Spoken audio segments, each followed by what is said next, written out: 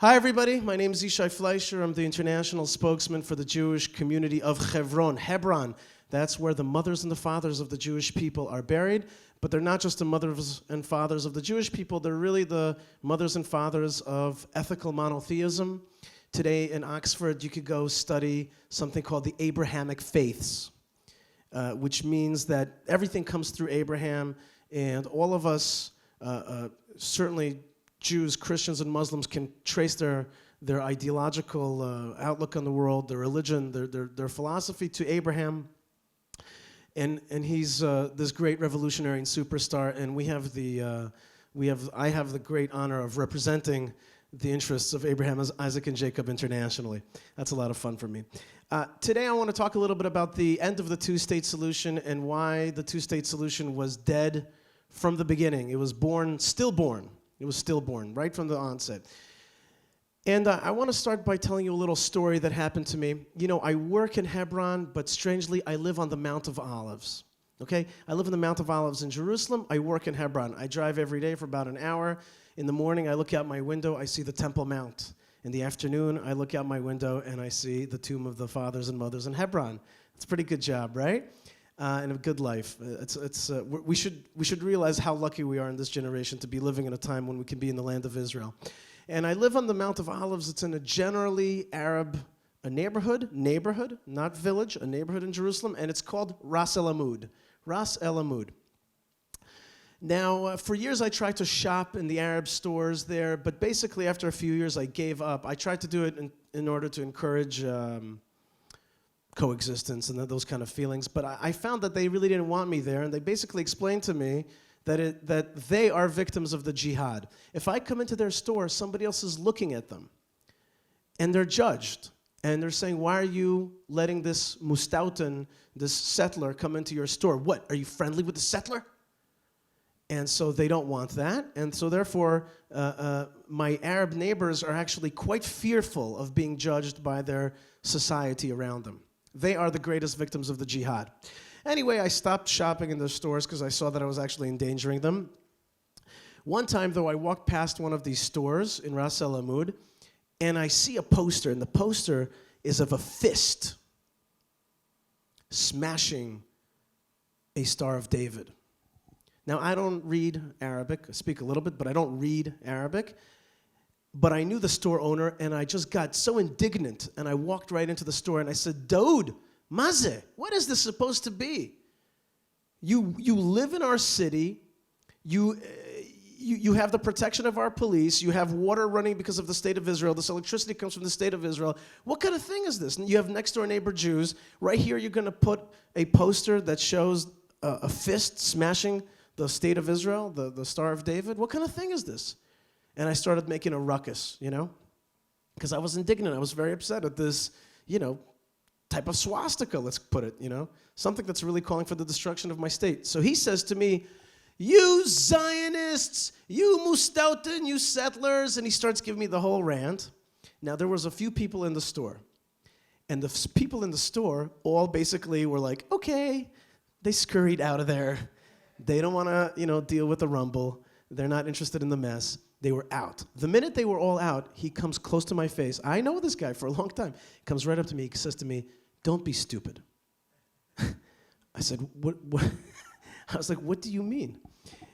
He said to me, look, this poster, why do you think I put it?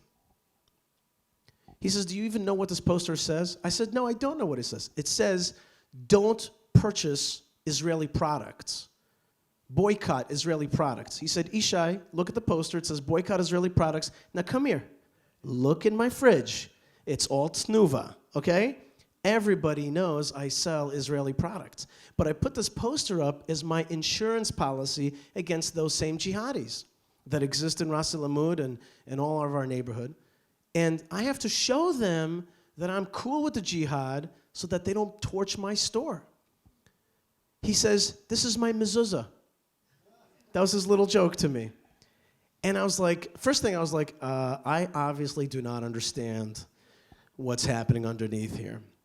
And that was the first part. That was the first part. He finishes right there and he says to me, you know, this is my protection policy against the other guys. But then he adds another point and he says to me, Will your police protect me if this place gets torched? Will your insurance companies make sure I get reciprocity for what happened to me? No, you won't watch out for me. Your police will not watch out for me. And therefore, I have to use these ridiculous methods. Although it's a lie, and you could see that all the products are from Tnuva, from Israeli products. Okay?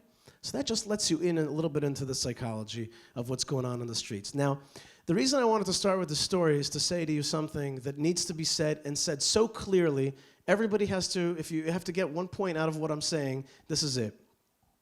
I represent the settlers. I represent the right wing. I prefer to use the word nationalist way of thinking. And you may think, and it has been said, and maybe the message is out there, that we, the right wing, the settlers, hate Arabs. And that our solutions, like our one-state solutions, the various ones of them, means somehow oppressing Arabs, means taking away their liberties. I'm here to clarify to you that the right wing, the settler position, on a one-state solution means taking responsibility for the minorities living in our country. It actually means that Dawood would be protected from that kind of jihadist attack. And if indeed he got attacked, our police would make sure to protect him, and the insurance companies would pay off what he needs. We're here to take responsibility, not to pull our hands from responsibility. And that is a big and important statement. We're here to control this land, to be sovereigns in this land, and to make sure that our minorities that are going to be living inside, of course, granted that they're non-seditious, non-jihadist minorities, those that accept the rule of the State of Israel, will be part of our sovereignty and will be protected, will be treated right. You got the caveat, okay? Right-wingers actually care about the people that we're sovereign over. Now, why are we settlers, quote unquote? I'm using that term just so you all know what I'm talking about, right? Why are we settlers here in this land? We're here in this land because we love it, because we've waited to be here for 2,000 years. This is the very essence of our story. Our fathers and mothers are buried here. They've walked this land, and we want to walk it too. We are just so excited. You know, I know Ethiopian Jews, the old ones, they told me that the old Ethiopians, when they used to die, they would die with the word Yerushalayim, Jerusalem, on their lips. That's how they would die. That's how they would give their soul back to God, by saying Jerusalem. We have always yearned to be here. So part of it is a love affair, a love of the Bible, a love of our history, a love of spirituality, which is connected to this land. And that's the beautiful part. But here's another part. Another reason why we're here as settlers in the quote-unquote West Bank is because we want to stop the two-state solution. That's right. We want to stop, and have always wanted to stop the two-state solution. Not because, well, I hope that if the Arabs are nice, then somehow we'll give them the land, and then we'll all leave. No. I am against, and have always been against, the two-state solution. Why? I'm going to give you 4 quick points on why the two-state solution was stillborn, was a wrong thing from the get-go. All right? You got it? 4 points. You guys will keep track with me. Here we go. 1, the two-state solution was incredibly ahistorical. Has anybody ever wondered this weird fact, why this fact exists, which is, how come Palestine wants to rise up exactly where the ancestral homeland of the Jewish people was? The Palestine that really, of the two-state solution, doesn't want to rise up in Tel Aviv. It wants to rise up exactly in the places of Hebron, Bethlehem, Jerusalem, Bethel, Shiloh, Shechem, Nablus, exactly in those places that are the heart of our narrative and our story. That's exactly where Palestine wants to rise up. Is that a little weird? Maybe Palestine isn't really about a Palestinian state, but about the erasure of our historical narrative. That's number 1. So therefore, if we went to a two-state solution, we were going to cut out our own history, on which much of the Zionism rests upon, the justification that we're from here. But if we're not from here and somebody else is there, like a Palestine, then we have no right to Tel Aviv. It has been said many times, if we have no right to live in Hebron, we have no right to live in Tel Aviv. That's point number 1. Point number 2 was that the other side, the interlocutors, were never going to accept a small, tiny state. It never made sense. And if you listen to Prime Minister Netanyahu, it's a very paternalistic offer he's making. You have to recognize me only in these certain borders. I will have security here and here. You can't have an airport. You can't have a port, a seaport. And, of course, you have to be demilitarized. What kind of offer is that? If it's really their land, then get the hell off and don't tell me how to run it. If it's not their land, then why are you making that offer? It doesn't make any sense. But that paternalistic type of offer, like, you can have a state, but exactly like this and like this and like this, it was never going to fly. Nobody was going to accept it. It was never going to work. So first is that it was unjust and ahistorical. And the second one is that the other side was never really going to be satisfied with it. And third, which is very, very important, is that I'm going to say something that Western ears love to hear. Watch this. This is really important to me, and I'm willing to compromise on it for peace. I'm willing to give it away, although I love it, because I want peace with you. Isn't that beautiful? Isn't that beautiful? Doesn't that sound amazing? Like something that I cherish in my heart, I'm willing to give you. Doesn't that sound beautiful? But that's not the way it sounds in Middle Eastern ears. Because you don't compromise on certain things. You don't compromise on your wife, right? What we say, I'm willing to talk about Jerusalem because I'm willing to give it up for peace. Here's what the Middle Eastern ear hears. Here's my wife. Take her. Do whatever you want. Just don't hurt me, right? I'm willing to do anything for peace. I'm scared. I'm willing to do anything. And the Middle Eastern ear hears, that guy's a jellyfish. That guy's spineless. I can't believe it. He just talked about Jerusalem. What's wrong with this guy that I'm talking with? He's a broken person. He's lost all of his dignity, manhood, he's willing to give up on the things that are most important to him. That means he's not a person. As they say in Yiddish, a nit kein Mensch. He's not a person. So whenever you talked about two-state solution in the Western ear, it was like, that is beautiful. And the Middle Eastern ear is like, that guy is a loser, and we're going to crush him in time. Let's take what we can get now and keep going. That is why the two-state solution has always been shooting itself in the foot. It was always going to actually whet the appetite of the jihad, because it says that other party, Israel, is weak.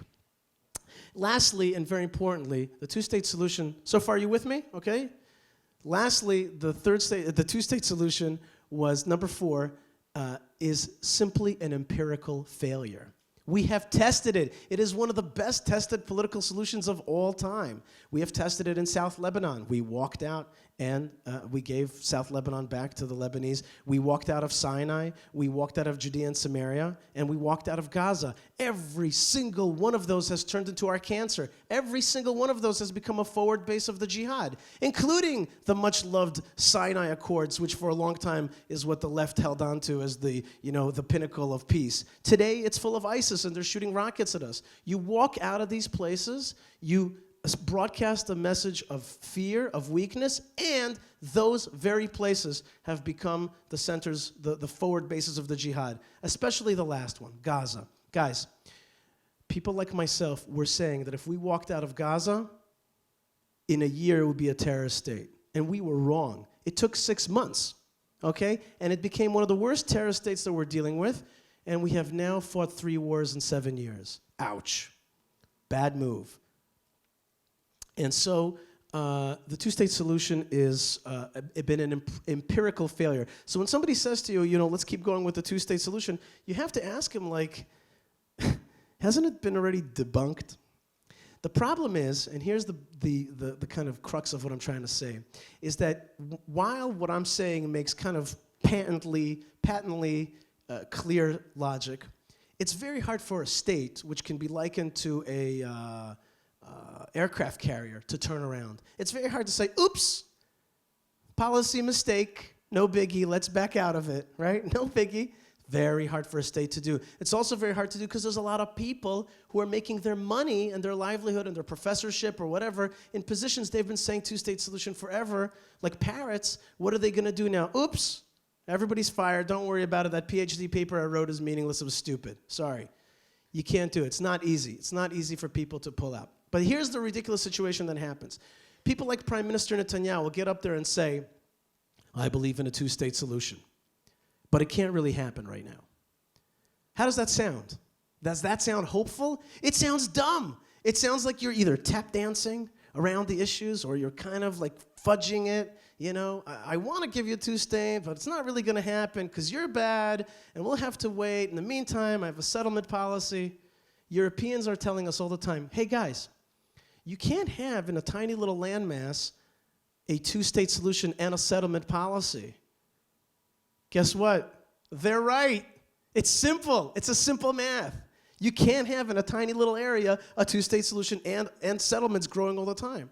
And what we're doing by telling people that we want a two-state but not going for it, and it's never really going to happen, is frustration. Frustration for the international community, which is like, when are you guys going to move it forward? But we're really not going to move it forward. Frustration for the Arabs. Well, are we going to two-state? Should I get used to a jihadist rule over me? Or am I going towards being a resident of Israel and maybe a citizen and live a decent life? Well, which one is it? I don't know what to hope for.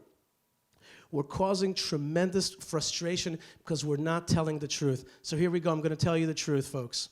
We plan on staying in Judea and Samaria. We plan on annexing Judea and Samaria. We plan on being sovereign in Judea and Samaria. And back to what I told you originally, we plan on taking responsibility over Jews, over Arabs, and other minorities in Judea and Samaria. That's where the future is. And the rest, it's not going to happen. Two-state's not going to happen. It's a lie. It's a failed experiment. We know where it leads, and it leads nowhere.